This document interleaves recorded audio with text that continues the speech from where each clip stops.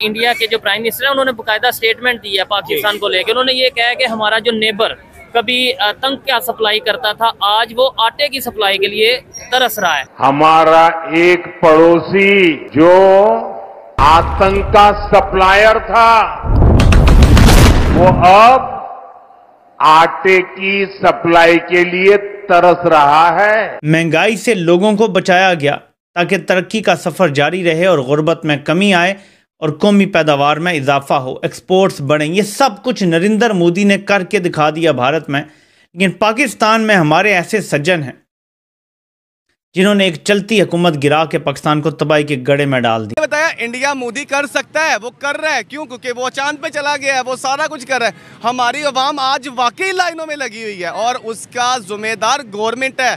मुल्क बचा बड़ा, ये छोड़ते नहीं है, ये खाने वाले ज्यादा हैं। जो एमपी एमएलए ये कौन सी गोडी करते हैं या कहाँ काटते हैं या मजदूरी करते हैं, किधर से खाते हैं? ये 2-4 लाख रुपए कहाँ से आती है?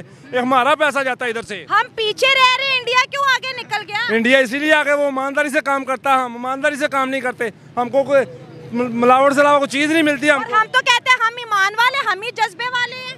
नहीं ना, गलत कर रहे हैं। तो भारत के वजीर आजम नरेंद्र मोदी ने एक पॉलिटिकल रैली में पाकिस्तान को फिर टारगेट किया। जय हिंद दोस्तों, मैं विजय और आप देख रहे हैं वीसी रिएक्शन। दोस्तों, भारत में फिलहाल चुनाव शुरू हो चुके हैं। एक चरण हो चुका है, अभी और 6 बाकी है और पूरे देश में बड़ी बड़ी रैलीज निकाली जा रही है। अलग अलग पार्टियों की तरफ से बड़े बड़े वादे किए जा रहे हैं और इसी में जो है मोदी जी ने एक रैली को संबोधित करते हुए हमारा पड़ोसी जो है पाकिस्तान, उसके ऊपर एक बहुत बड़ा बयान दिया। और मोदी जी ने ये कहा कि जो मुल्क आतंक एक्सपोर्ट करता था, जो भारत को परेशान करता था, आज उसके हालात ये हो चुके हैं कि उसके पास आटा इंपोर्ट करने तक के पैसे नहीं है, कर्जे में पूरा डूब चुका है।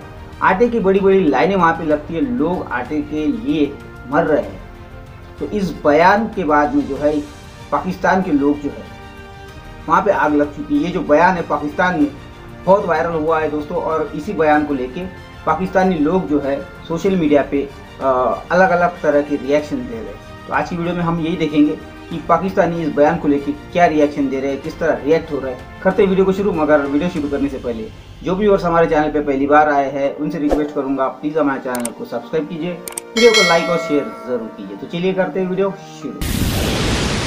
सर क्या कहेंगे, आज पड़ोसी मुल्क हमें इस बात के ऊपर ट्रोल कर रहे हैं कि भाई ये तो आटे की लाइनों में लगे हुए हैं।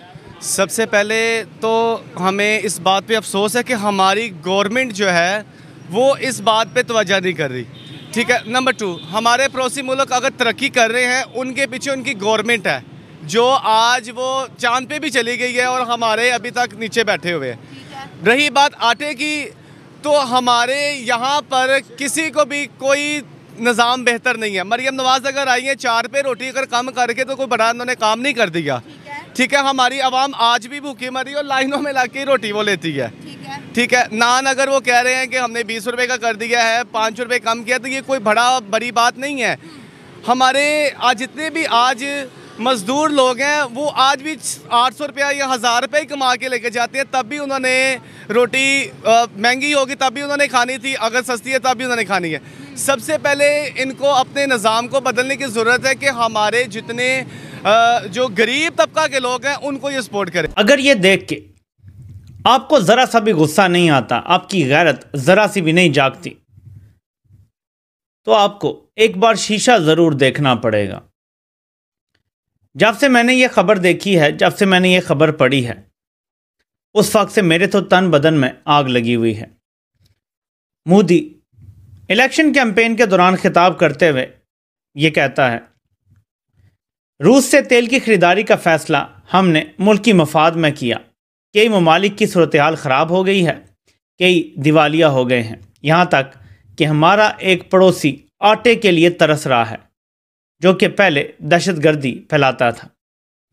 नरेंद्र मोदी रूस से तेल लेने पे अपनी ज़बरदस्त स्ट्रेटजी आवाम के सामने रख रहा है, जबकि पाकिस्तान वो बदनसीब मुल्क है कि जब उसका वज़ीर-ए-आज़म रूस से तेल लेने गया तो पीछे उसके खिलाफ साजिश करके उसको हुकूमत से ही निकाल दिया गया।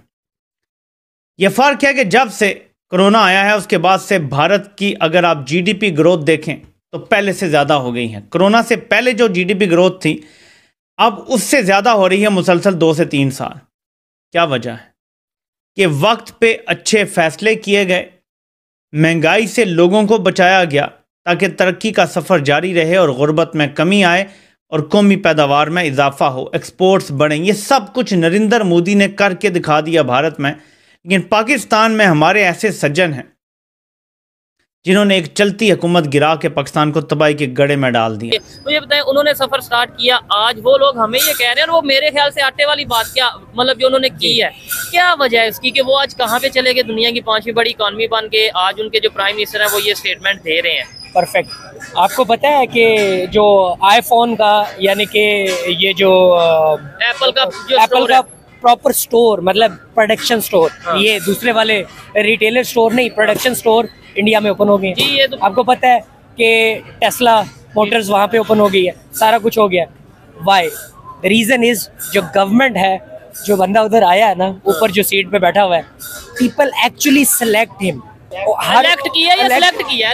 सिलेक्शन से मतलब यही है ना कि मैं अपने सिलेक्शन, हाँ चाहत है, मतलब आप उसको 2 साइडों पे ले जाए ना कि मैं कह रहा हूँ कि यार मैं इस बंदे को सिलेक्ट करना चाहता हूँ, ठीक है। अब सारे हम कह रहे हैं कैसे सिलेक्ट करेंगे? उसको इलेक्शन करवा के देन वो इलेक्शन आता है ना। पहले तो आप सिलेक्ट करते हो, आप चीजों, आपके पास 2 फोन्स पड़े हुए, कोई एक चीज सिलेक्ट करोगे। हाँ, मतलब आपका कहने का मतलब ये है कि पर्सनल सिलेक्शन है कि आपने सिलेक्ट किया उसको, आगे वो इलेक्शन में विन किया और आगे एग्जैक्टली। फिर जब वो काम कर रहे हैं, जो उनकी गवर्नमेंट जो इस तरह भी काम कर रही है, ये मैं आपको सही एंड सीरियस नोट पे बता रहा हूँ, मेरा किसी पार्टी के साथ कोई लेना देना नहीं है। मैं पॉलिटिकल उस साइड पे नहीं जाना चाह रहा, लेकिन आप ना चाहते हुए भी पॉलिटिकल साइड को अपने पास से दूर नहीं रख सकते। रीज़न यही है ना कि जो आपका हुक्मरान है, जब तक वो बंदा आज़ाद नहीं होगा, अपने ख्यालात से इम्प्लीमेंट नहीं करना चाहेगा, सर आप कुछ भी नहीं कर सकते। अब नरेंद्र मोदी जो है वो कह रहे हैं कि पाकिस्तान का नाम नहीं लिया उन्होंने कहा जी भारत का एक नेबरिंग मुल्क है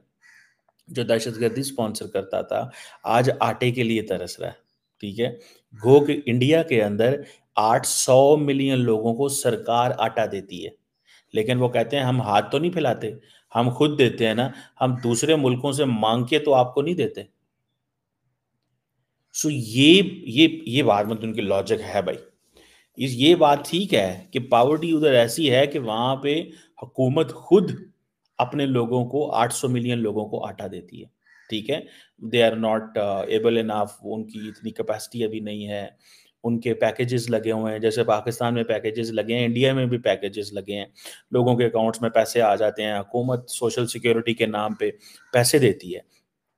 ठीक है जी, ये चलता है, हर जगह चलता है, ये पाकिस्तान में भी है। हालांकि हम तो गरीब मुल्क हैं, ठीक है, लेकिन हमारे लोग जो हैं वो, हमारी हुकूमतें जो हैं वो करती हैं ये काम कि वो ये कहते हैं कि हाँ हम जी ये कर रहे हैं। ठीक है जी। अच्छा, अब भारत के अंदर क्योंकि इलेक्शन जोरों शोर पे हैं, पाकिस्तान का इस दफ़ा वैसे जिक्र नहीं हुआ जैसे माजी में था, स्वाय इसके जो राजनाथ सिंह साहब ने एक बड़ी स्टेटमेंट दी, और ये जो नरेंद्र मोदी साहब ने स्टेटमेंट दी है, इसका पाकिस्तान से कोई जवाब नहीं आया, कोई बात नहीं हुई, किसी पाकिस्तानी पॉलिटिशियन ने कुछ भी नहीं बोला। वो समझते हैं कि जवाब देने की ज़रूरत नहीं है, उसकी शायद वजह ये है कि वो इलेक्शंस के बीच में है।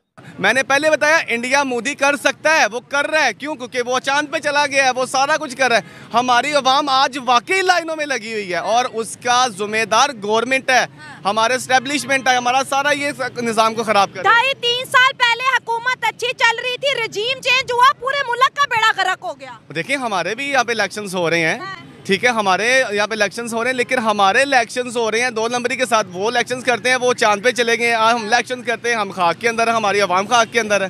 140 करोड़ आवाम का मुल्क है, डॉलर 80 रुपए, आटा 25 रुपए, यूनिट 9 रुपए और 300 रुपया फ्री। इंडिया कैसे अफोर्ड कर पा रहा है? इंडिया ने देखें, जब हमारे निज़ाम का यहाँ पे देखिएगा, हमें निज़ाम को चलता है स्टैब्लिशमेंट। अच्छा, हमारे स्टैब्लिशमेंट यहाँ पे चलती है, स्टैब्लिशमेंट से हमारे साम चलते हैं। अब इंडिया की अगर बात करें तो इंडिया के गवर्नमेंट को मोदी या उनकी पूरी सरकार जो है वो लेके चलती है, और जिससे उनके मुल्क के निज़ाम बेहतर है। हमारे यहाँ पर गुलामी है, और जो बूट पॉलिश करता है उसको आगे ले आते हैं, जो बूट पॉलिश नहीं करता उसको आप जेलों के अंदर डाल देते हैं। रोटी और आटे के मसले से कब निकलेंगे? दुनिया तो टेक्नोलॉजी और एआई के जमाने पर आ गई। दुनिया तो आर्टिफिशियल इंटेलिजेंस पे काम करी, हम तो 20 रुपए और 16 रुपए रोटी में ही फंस गए हैं।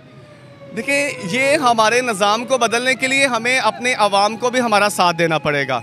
जब अवाम बाहर निकलेगी, अपने हक के लिए आवाज़ उठाएगी, तब ही होता है। लेकिन हमारी जब कोई आवाज़ यहाँ पे उठाता है तो उसकी आवाज़ को दबा दिया जाता है, तो जेल में डाल दिया जाता है। क्यों? क्योंकि जब वो अगर रोटी के लिए आवाज़ उठाएगा या अपने हक के लिए आवाज़ उठाएगा या किसी काम के लिए, तो हमारी आवाज़ को तो दबा दिया जाता है। और ख़ास तौर पे हमारे यूथ की आवाज़ को दबा दिया जाता है। जो भी आवाज़ उठाता है उसे जेल में डाल देते हैं, और अगर कोई हक के लिए आता भी है तो उसे ये पकड़ के जेलों में डालते हैं। तो कैसे ये निज़ाम बदलेगा? इन्होंने निज़ाम खुद बदलना है।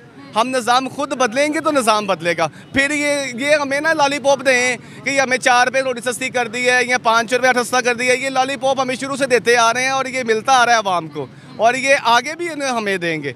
और अगर कह रहे हैं कि वहाँ पे इलेक्शंस हो रहे हैं तो इलेक्शंस यहाँ पर भी हो रहे हैं। तो यहाँ पर हमें इलेक्शंस के ज़रिए सिर्फ ख़रीद के हमारे वोट को, हमारे ज़मीर को बेच के अपने जो है वो अपने बैंक को भर जा। तो दोस्तों, ये थी आज की वीडियो। और अभी आपने सुना कि भाई मोदी जी की इस बयान के बाद में इनके तन बदन में आग लग चुकी है, और इनका कहना है जिसको अगर आग नहीं लगी होगी तो वो पाकिस्तानी ही नहीं है। तो भाई जो भी कोई सच्चाई वाली बात करता है तो जाहिर है आग लगनी है, क्योंकि मोदी जी ने जो सही बात है, जो सच्ची बात है वही की है। और इसीलिए शायद ये जो लोग हैं, ये मोदी जी के इस बयान के ऊपर, मोदी जी के ऊपर कुछ बातें नहीं कर रहे, ये सारा का सारा दोष अपनी सरकार को दे रहे, क्योंकि इनको भी पता है मोदी जी ने जो भी बयान दिया है ये हकीकत है, और इसीलिए ये सारा दोष अपनी सरकार के ऊपर थोप रहे हैं। मगर जितना दोष पाकिस्तान की सरकार का है, चाहे जो भी सरकार हो, उससे कई ज़्यादा दोष पाकिस्तान की आवाम का है, क्योंकि ये कभी भी सच्चाई को एक्सेप्ट नहीं करती। हालांकि पाकिस्तान आज तक जो है मांगे तांगे हुए पैसे से ही अभी भी चल रहा है। ये लोग पाकिस्तान की बड़ी बड़ी बातें करते हैं, ये कभी अपनी गलती जो है वो कभी भी कबूल नहीं करते, और ये हमेशा भारत के साथ कंपेयर करने की कोशिश करते हैं। ये अपनी गलती कभी मानते नहीं है। तो खैर, ये पाकिस्तान का जो हाल है, जो मोदी जी ने कहा है, ये हाल ऐसा ही रहने वाला है दोस्तों, जब तक आवाम नहीं सुधरेगी।